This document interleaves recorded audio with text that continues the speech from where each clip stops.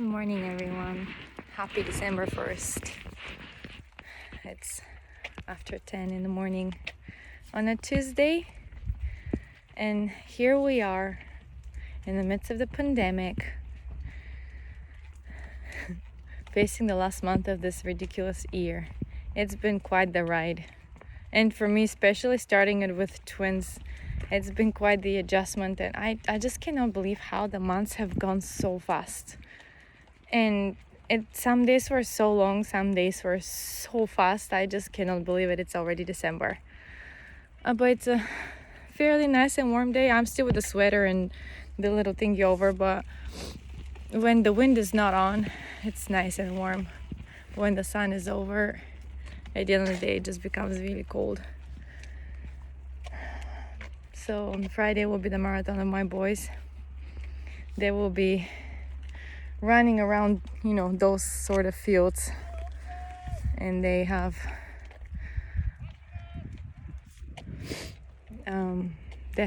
practiced for it for a while.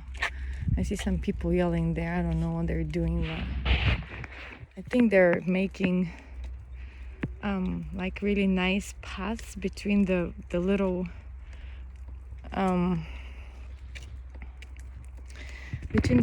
fields. Like, if you think like this is all land of one person, that's not true. Like this little square, that's not a little, actually, that's a big square, but like that little square there, that is with broccoli. This one is broccoli too. This one is abundant here. So they're like, and it's not necessarily true that your house is next to the field. You can have your house like way over the hill, and then you come with your little K-truck and just come over to this field, and this is your land. It's just really random. Like back home, your land is where your house is, but I don't know. It doesn't make any sense to me, but that's how it is here. It could be like a little random triangle shape land, and it will be really nicely fenced up. Not fenced up, they don't really put fences, but like it has like little ditches, like canals like that. And so those help. They come from the mountain, from the water, from the rivers, and they come it's like a perfect irrigation system. I use it for the rice, because the rice has to be in water when it's first planted. So this one is like the leftovers, and the second one coming after harvest. So they're just gonna burn it. And when they burn it, I love it. It's just my laundry smells so great, like smoke all the time. And this one has been recently worked on, as you can see. They're gonna plant something on it, but before that the grass came already.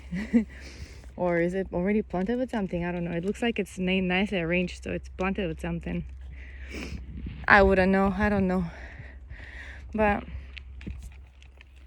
runny nose today. Today's spiders everywhere. Okay. Here's my little princess. She's grumpy because the sun was in her face up until now.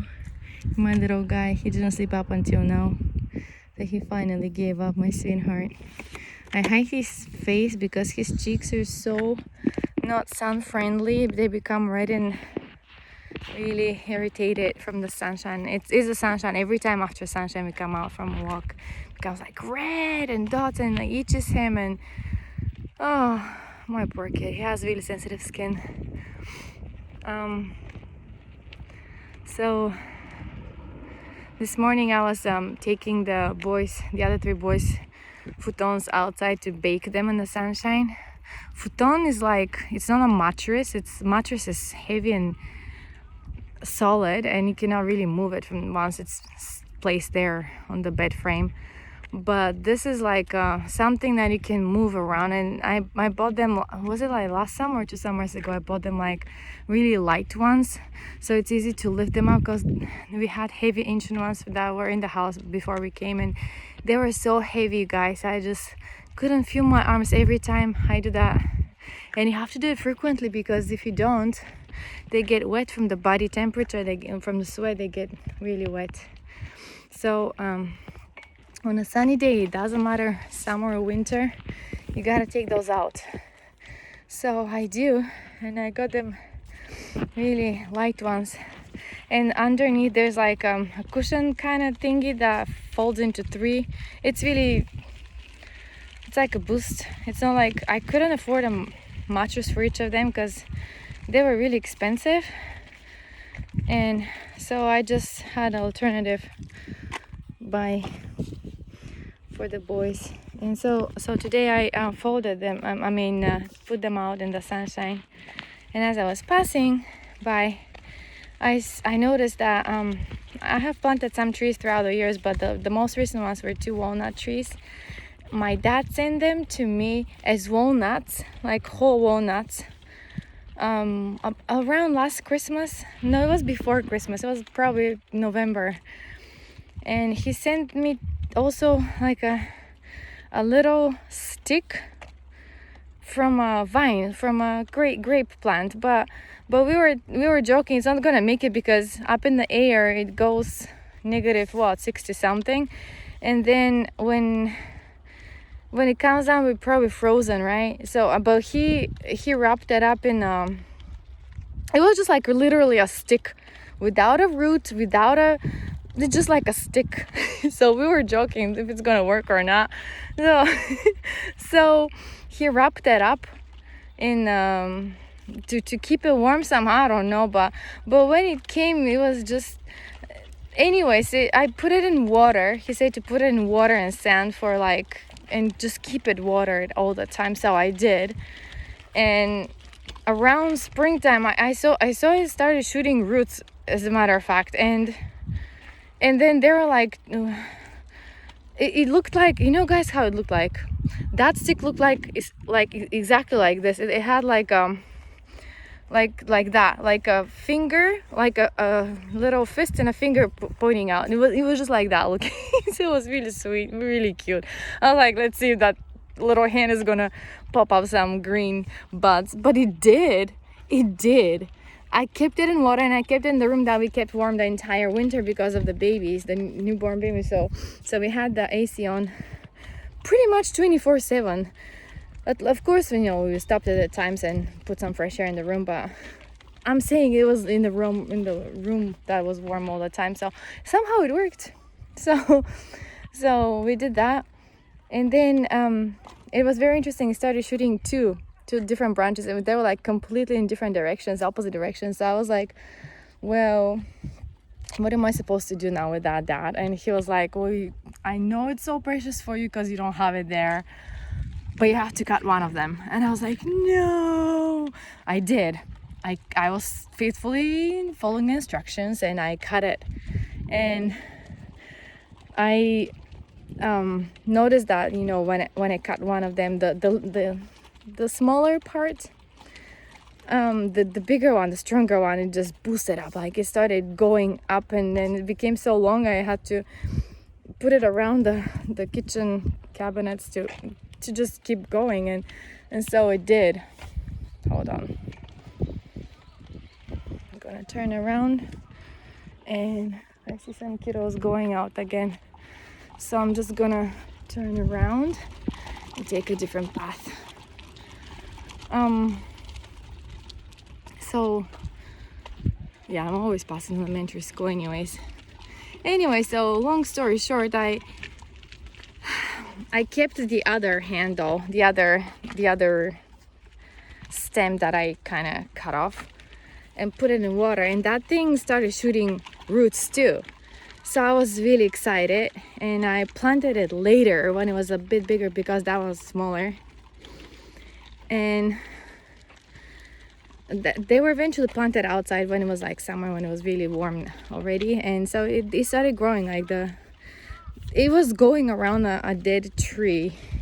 So I used the trunk of the tree as something to climb on, because I know they have to climb on something. I didn't have specifically anything built for the vine, because I know you have to have it. You have to construct like pillars, and then on the top of them more pillars so it can grow. But I didn't have anything like that. I just let it grow out. But then my husband and his friend decided that they're gonna rearrange the whole traditional Japanese garden with rocks and lanterns made of rocks, and everything was taken away, And of course I planted also pumpkins and watermelon plants, and it would be really nice if they gave me a heads up so I can unroot them and transfer them to a different place. But instead I just found everything was ripped off, and the vine including. So I kept what was left over. Needless to say that I cried. I cried because it was something that we didn't even believe it's gonna happen, but it happened, and it was all the way from my homeland, and it was like grapes that, I don't know, my kids would enjoy, but it was gone. So it was just cut off because, needless to say, that nobody cared about it. They just totally forgot about it. And so I kept the leftover stick with the root was still in the ground, so I put it in water, and then I eventually planted it. So it's planted inside of the house in a pot. I'm gonna wait to see if there is like a little bud that is a promising place where it could shoot green next spring. For now it's sleeping, the plant is sleeping, it knows it's cold now. But the little one didn't make it. I don't even know why it was just, everything was all scattered around, and it was trashed. Everything was in trash. So that's that. But there were 4 walnuts, and I planted them outside, and before that my dad gave me instructions to soak them in water and dry them after. It was I don't remember what was the procedure, but there was a process, you have to do it. So I did, and out of the 4, 2 of them happened. So, and I didn't even know, I saw only one of them, and I saw one of the walnuts that was filled with bugs inside already. So I knew that that's not gonna happen. Like, it was already rotten and black inside and with bugs inside. So I was like, okay, not you. But then I didn't notice the second one. It was a bit smaller than the first one. The first one was shooting like, it's like a really strong tree. It actually looks like a small tree. The stem's really strong and straight. It was really beautiful. And I know walnut trees are beautiful, and they provide you with a beautiful solid shadow in the sunshine, and lots of fruits. They're really yummy. It's healthy. Not here in Japan, I've never seen a walnut tree, to be honest. Now we're like in the deep countries, like full of trees, but that kind of tree they don't have here. So I was excited. And so that one and the smaller one, I transferred them from I have this little space in the back of the garden of the house, but that one is really small, and I know that tree is gonna just mess up with the cement path that is there. Like, it's gonna just break everything to pieces eventually, because it's a big tree. It's gonna mess up with the wall, and so I just knew that I have to find a bigger place for that walnut tree. So eventually I moved them both to the front garden, where there's much more space, and there are other trees to be growing between. There is what did we plant for other years? A cherry tree, an apple tree, and a peach tree. And then we have a fig plant, which I don't know why. I don't really know much about fruit trees, but that one doesn't really grow.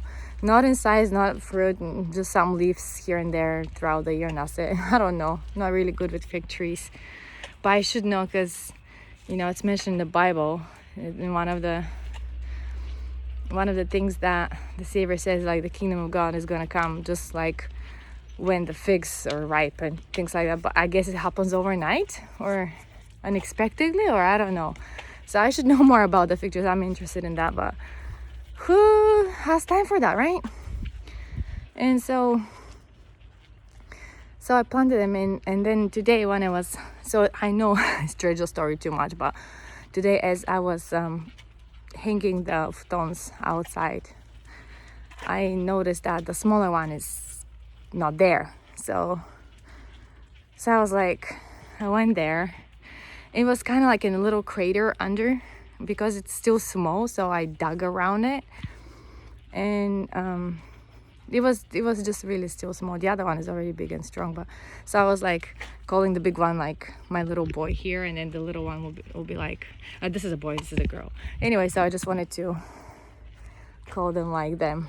Like, the other 3 boys already have their own fruit tree, so those will have the 2 walnut trees, but I guess it's not gonna happen because it's gone. I'm gonna ask the boys if they did it, but I don't think so. I don't think it's my boys, because they don't mess up with my stuff. If they do, they know there will be consequences about it. But on the other side, there are another bunch of rascals that come to our place. Well, they have their own building, but when they play outside, they think they can go anywhere they want, and they think they can touch anything they want, and they come for after school program. So their parents pay husbands to watch them and speak to them in English, so they can learn English, but also do their Japanese homeworks, and also make sure that they mess up with the garden too. I don't usually blame people,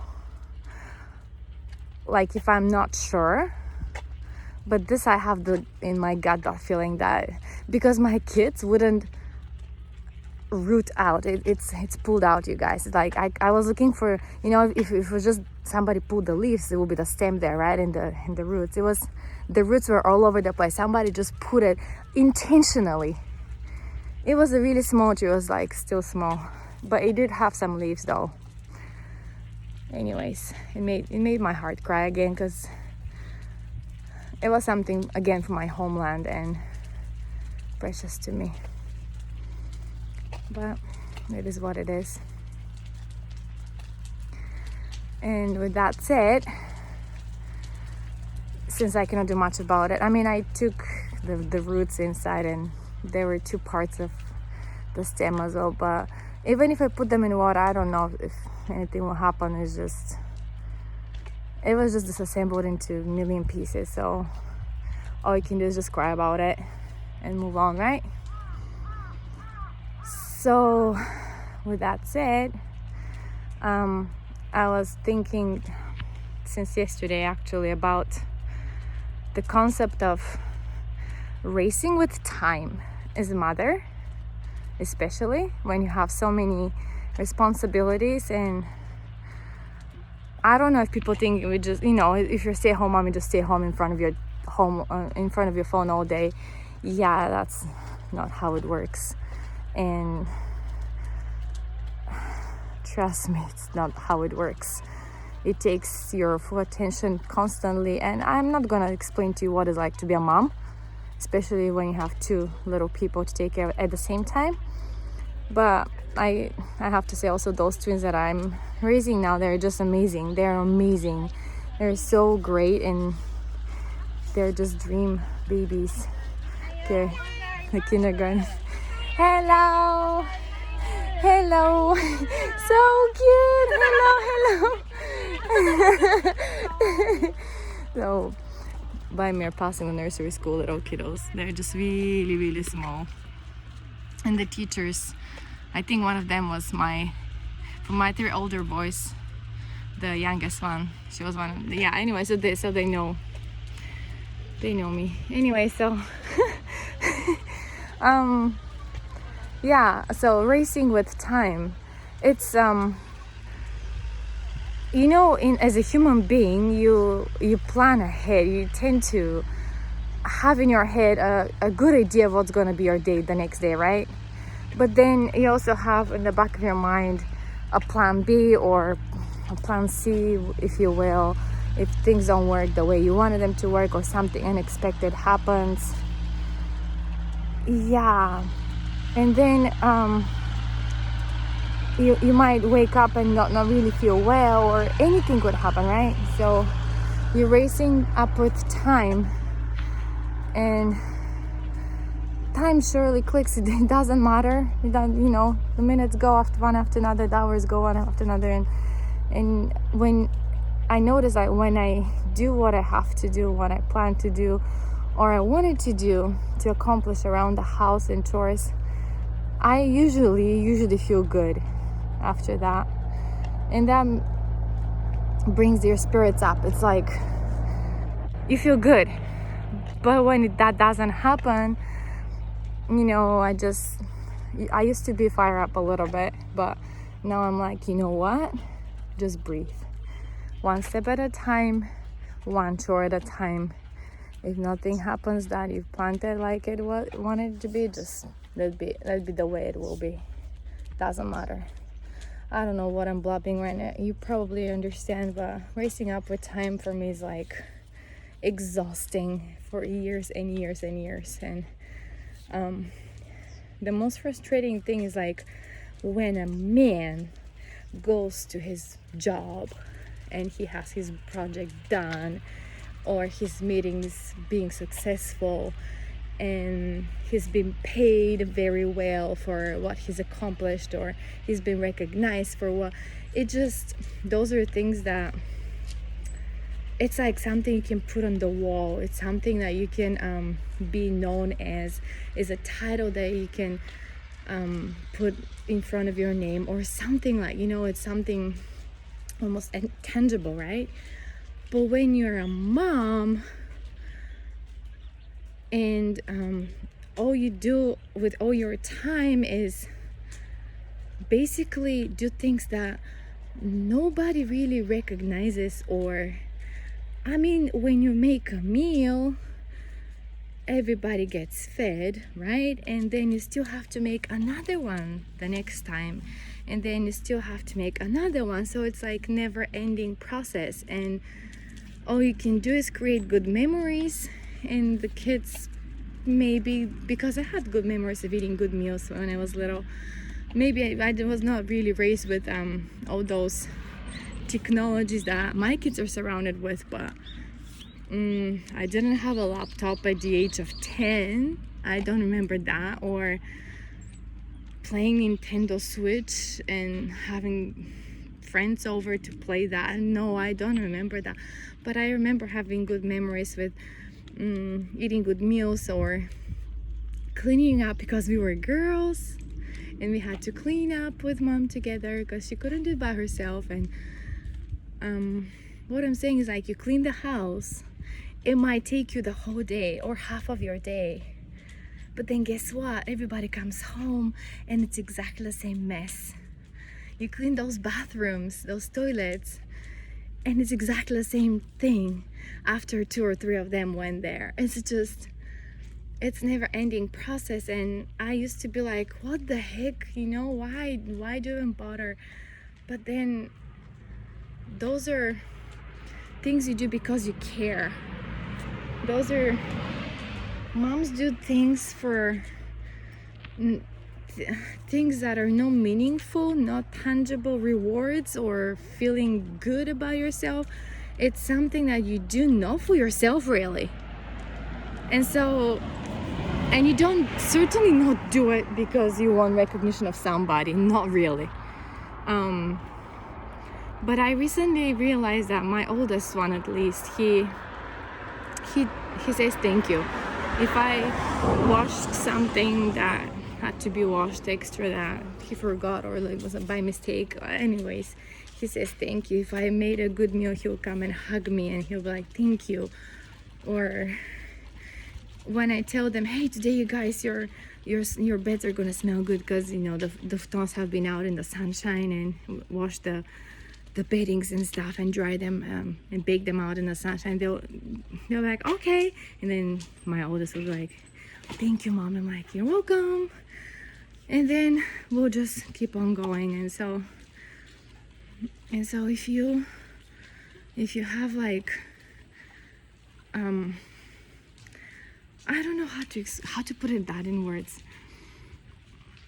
You're racing with time. You're not doing it for yourself, certainly. Certainly looking after little ones is not really looking after yourself, or to make yourself feel good in front of the eyes of other people. No, I'm not one of those people, let's go and brag with my twins how great they are and how cute they are.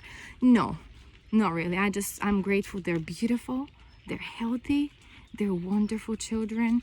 They're starting to get into the age where they're troublemakers, but that's okay because that's how they grow. And do I get miserable and angry and cleaning? Yeah, I do, but that's also part of it.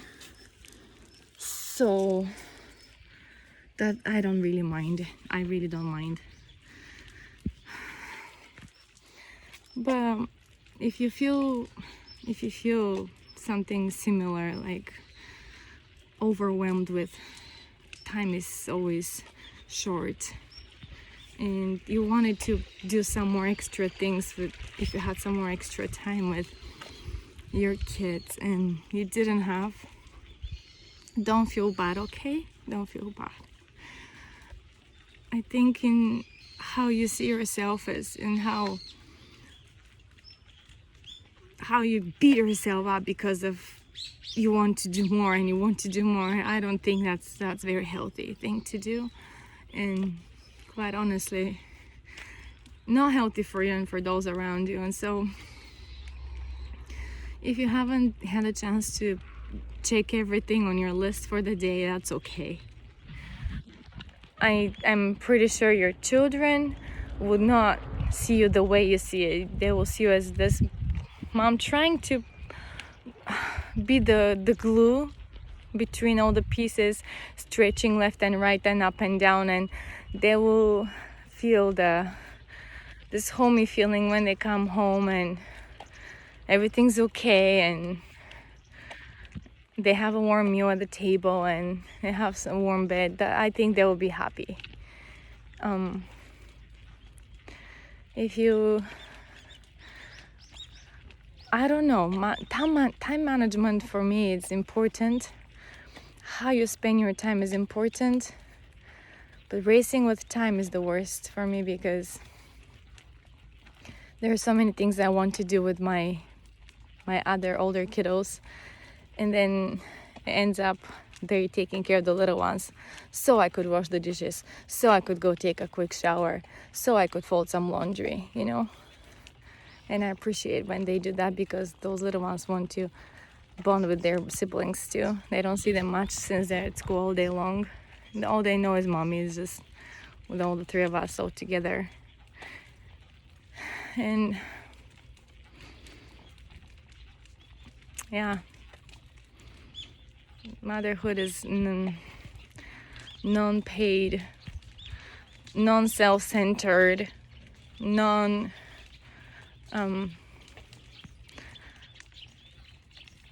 recognized, I would say, profession, full-time profession that I think governments and people should start looking at very seriously, because I don't know if they know, you know, how people have like so much respect for veterans because they went to fight for the freedoms people enjoy, and safety and homes and children and job security and things like that. But then people are grateful for the elderly because, you know, they, well, not in every country, but in some countries they get benefits, and in some places, you know, people don't even have to manage homelessness and put people in homes that are nicely made. Like I've seen those constructions that they build that are really effective and nice. People, politicians get so many privileges and immunity and a lot of benefits because there's somebody talking on the TV and, I don't know, traveling the world and creating peace or creating conflict. I don't know what they're doing, but, you know, they get really recognized well. And some people have to do that, right? Before governments, there were kings and kingdoms and knights and blah, blah, blah. And wars, of course. What I'm saying is, like, behind the scene, behind this whole chaos of the world we live in, there is those moms that raise those children that become those politicians and doctors and firefighters and policemen and astronauts and researchers and things like that. So it's not Mother's Day, but I just feel like all those moms out there, including my own, just, you guys are great. You're great people. You're great people. It's very interesting how when you introduce a family or you read about this person, it's always like he was successful with this and that, he did this and that, and this year he graduated this and that school with this and that, MBA or PhD or whatever, and then he was married to this and this lady and had this and this many children, right? Wow, it's like you're introducing this bright star, this sun in the universe of the society that he lives in. And then, by the way, he had like, I don't know, 3, 4, 5 kids. But guess what? He was doing all the stuff that he was doing, and he could do it because somebody else could take care of his posterity, right? So yeah, be grateful for that person who was taking care of his posterity, because I don't think he could do it all by himself and shine the way he shines. That's hypothetical person, like hypothetical autobiography or whatever you read in the media. And so I think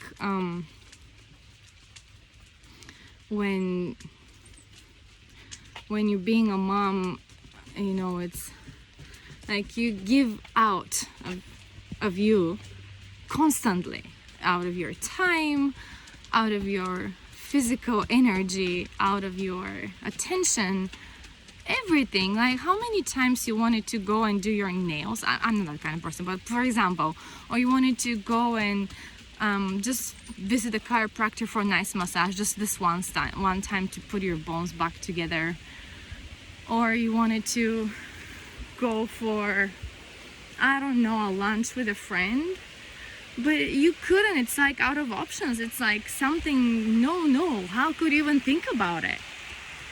It's pandemic. Here personally, no friends around. You could probably be away from places if you don't have your own vehicle like I do, but again, pandemic. Or so I just end up here in nature with my kiddos, napping in the. I think that's very healthy for them, and also me venting online, right? Oh, it's been 30 minutes. Sorry guys, I'm gonna wrap it up, but I don't know what solution I could find to this, since it's a process, it's part of life, and it's, let's say it's your destiny, because you decided that you wanted to get married and you decided that you wanted to have children, and you didn't know how many, but you knew that you're going to be the caregiver, and here and there could be also a full-time employee as well, and pay other people to watch your kids. So I know they all do that in Japan. It's okay, and I know why they do it. It's because they need the financial security and the financial independence, the moms here, because let me tell you guys, it's tough. But be the mom that you want your kids to remember, and be the mom that doesn't matter how many cups of milk will be spilled, it doesn't matter how many things will be dropped on the floor, it doesn't matter how many leaking diapers we'll have on the carpet and you have to wash the whole thing. Doesn't matter. What matters is you're there for them, and especially for them when they burn with fevers, when they don't feel well, when they need to cry on somebody's shoulder because they felt hurt at school. Be there for them. That's all you can do. Nobody pays you for that. To be a psychologist, to be a mentor, to be a comforter, to be a best friend, nobody pays you for that. But it's one of the best jobs in the world. I would never, ever change it for any other job. And I did enjoy my job before I had the twins. So with that said, I'll just take one day at a time and do something nice for yourself sometimes if you can. If not, just take 5 minutes away. I hide in my bathroom sometimes. I just hide in the bathroom. It's not like I hide, I just go there so I can have peace of mind for 5 minutes or so, or while I'm filling up the bath at night. I just stay there in front of the heater, but then I hear one of the babies crying like crazy, so I just go and check on them and then start with whatever meal or dishes or whatever. It's never ending, yeah. And you know, when the babies are all asleep and when the boys are not giggling in the next room anymore, I feel like, oh, it's a me time now. And guess what? I just want to close those eyes till the next morning. But of course, a few times at night, have to check on the twins if they kick their blankets off again and their hands are ice cold, or one of them would be crying because he feels lonely. He wants mommy to hug him tight. That's why he cries at night. So he just wants a human touch, this little guy. And my baby girl, as long as she has this little blanket with her, she's fine. That's her comforter. Yeah. So if it's a sunny day where you are, enjoy every single sunshine.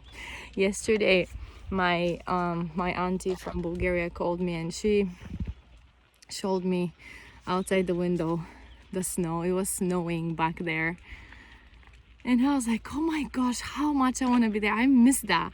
I know it's super cold, but when you go out in the snow and you play with it and you come back into the warm room, how great it feels. It feels so good.